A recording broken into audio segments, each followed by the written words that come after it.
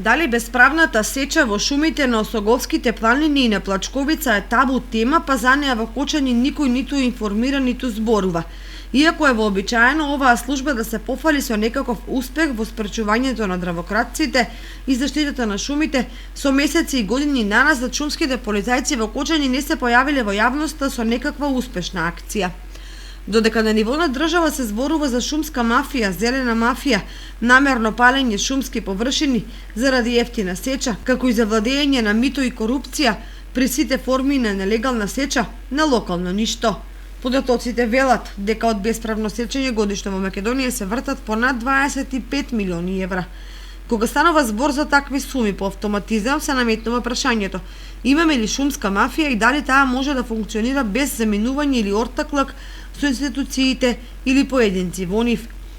Ако се проанализираат расположливите податоци, секако дека ќе има мафијата, зашто потврда се податоците на ниво на држава, според кој во изминатите 5 години поднесени се 150 кривични пријави против 264 службени лица, од кои се думина се полициски службеници, а другите се вработени во шумската полиција, Министерството за земјоделство, шумарство и водостопанство и во националните паркови.